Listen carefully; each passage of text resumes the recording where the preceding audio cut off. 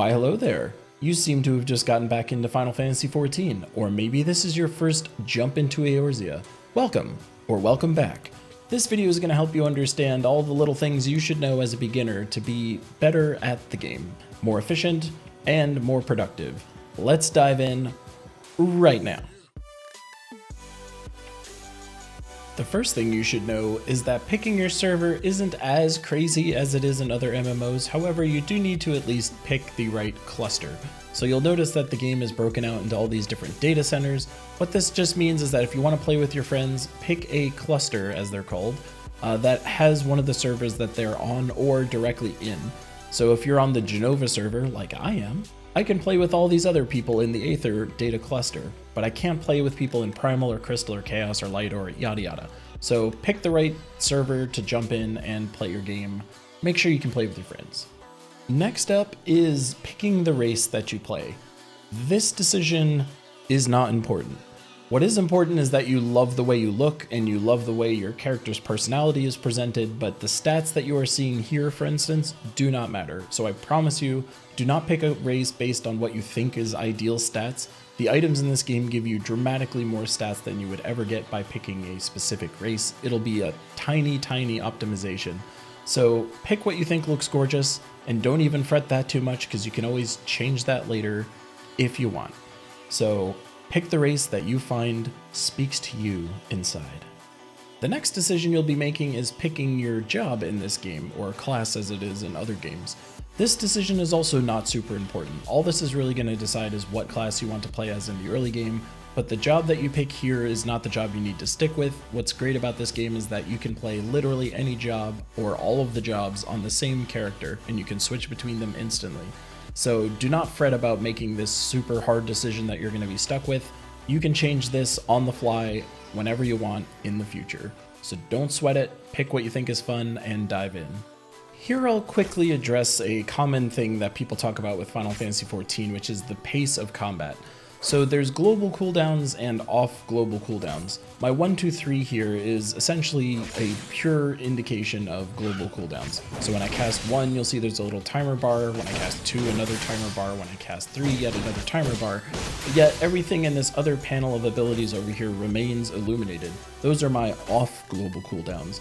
So the way that combat ends up working is that you usually have combos that are on OGCD, and then you have other abilities which are on your OGCD or your off global cooldown, and you're weaving those in between that little timer window. So combat gets actually a lot more exciting once you start to learn how to weave those things in. So if you think that combat is slow, just know that if you want to start weaving in abilities, the game gives you 1,000 different things you could be doing in the middle of combat, like that. I probably just pressed like 15 buttons in 3 seconds.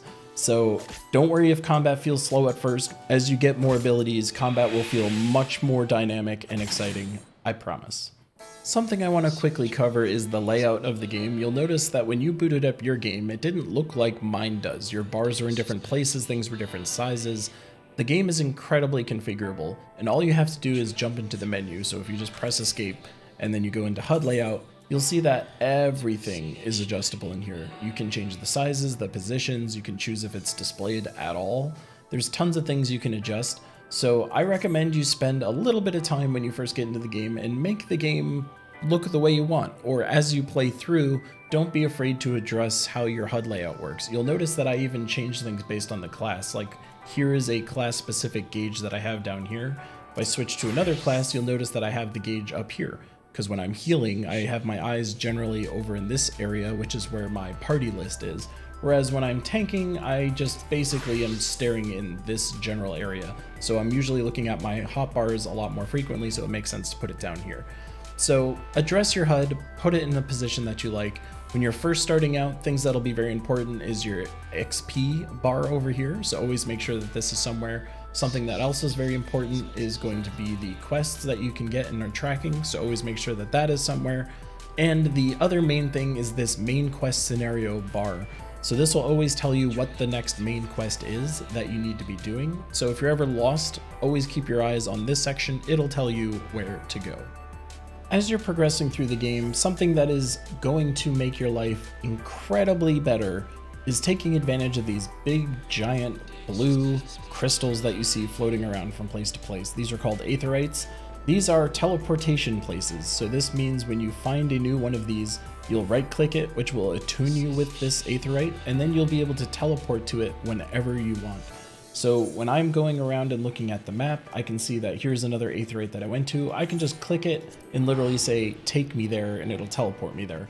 What's really important about this, though, is that if you're not attuning with every single Aetherite that the game shoves in your face, then you're going to have a really hard time jumping between all the different locations that the game is trying to point you to. As you're progressing through the main scenarios, you're going to find that it's teleporting you all over the map. It's telling you to start here, then teleport there, and then go here, and then go there. These Aetherites are incredibly important to ensure that you attune to, so that way you can quickly get to where you need to go.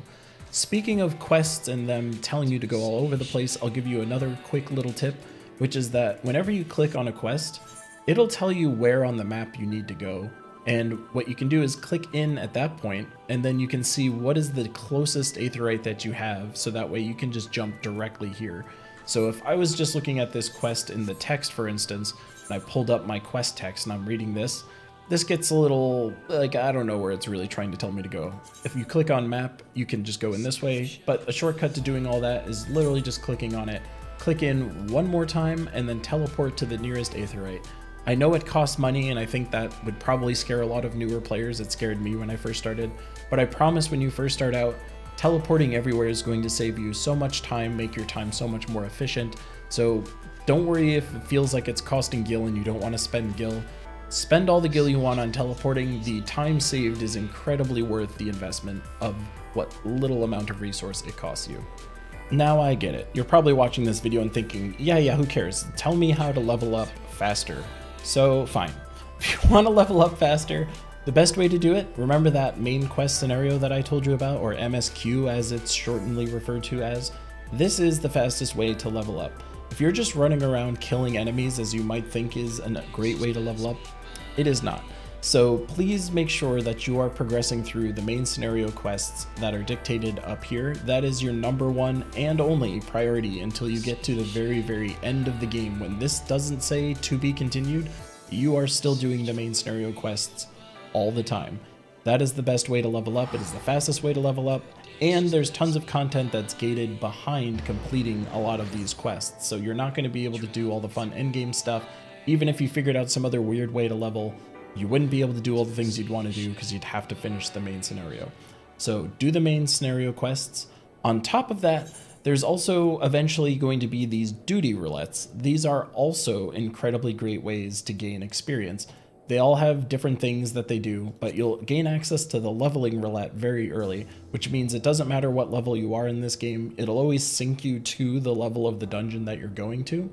And then you'll get a nice chunk of XP when it's done. And that's how all of these items are. You get nice little chunks of XP when they're done. So as you unlock these roulettes, you can jump into these every now and then if you're bored with the main scenario. These are also a great way to level. When you're first starting out, logs and the hunting logs are also very good ways to level. This is basically just saying kill these specific creatures and you'll get this nice chunk of XP once you kill however many it's telling you to. So it's 3 in this scenario. So all you have to do is run around and kill enemies that are specifically labeled, and you will also get nice big chunks of XP. This is like basically effective up to like level 20, 30, somewhere in that range. The XP for doing this kind of falls off, but when you're first starting out, you're just going to do this naturally anyways, you run around. So the main scenario quests, number one priority. Once you get access to them, doing the duty roulettes are also a very great way to gain experience. And then also, once you get access to the hunting logs, this is a great little way to gain experience as well. Once you get into the higher levels, you can start to worry about things like the challenge logs that are out there. This will tell you all these other things you could be doing to be getting big chunks of experience. These are much more relevant to you once you're towards the end of your character's progression. When it's early, just focus on the main scenario and you will be a happy little lamb. Something else you'll want to pay attention to are these quests that have these little blue symbols on them with the little plus mark. What this means is that they're an important quest which is going to unlock something in the game. This might be a class, it might be a dungeon, it might be a certain aesthetic that you can add to your character. It's going to give you something important, whereas all the other quests that show up in the game are things that will not do anything like that. So if I took this quest from this person, it's just going to be something that they're going to make me do, and I'll get a little bit of an XP boost, maybe some money. You'll get something, but it's not important to do. So I generally, and most people generally, at least when they're first starting, ignore all of these. If your goal is to get to the end game as efficiently as possible, ignore literally every single one of these basic quests that you see, but do not ignore these blue plus little quests that are out there. These are important to actually do. So anytime you see these, pick these up in addition to doing all of your main quest scenario stuff, so that way you're not missing a bunch of things when you get to the end game. These blue plussies are important. Once you get yourself up to level 20, you will be able to unlock the ability to ride a Chocobo. Obviously riding Chocobos is great because they're in every single Final Fantasy game, but beyond that, you can just tell how much faster you move once you get one. So once you reach level 20, use your teleport ability and find the Bent Branch Meadows. This is going to be the place that I am in currently. It'll shoot you right over there. You're going to run your butt over here to the Chocobo area, and you will unlock some quests that will let you ride a bird. So make sure at level 20 you get yourself access to a Chocobo. Transportation will be just that much faster. Between teleporting and riding a Chocobo, you will get to where you need to go very quick. The last little tidbit I'm going to give you that'll make your life much easier is that the game has an auto equipment feature, which means it'll just put whatever on you that it thinks is best for you. The great news about this is that this is always the right answer until you reach the end game.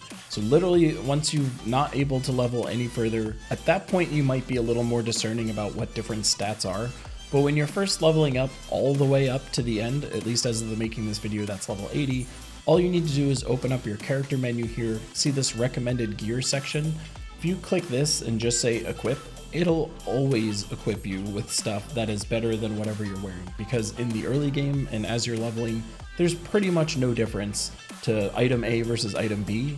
Some of them are just higher item level, and that's pretty much all that's ever going to matter until you reach the very, very end game. So get very comfortable with just jumping in here, clicking recommended gear, and then you will be wearing everything you need to. And there you have it, all the essential things you need to know in Final Fantasy XIV to be a productive member of Eorzea. Hopefully you enjoy your time through and you learn something. If you have any further questions, you can always get me in my Discord or by asking a question in the comments below. Information will be in the description, of course, or you could subscribe because I'll put out more videos and continue teaching. I love you guys. I'll catch you in a future video. I'll see you around.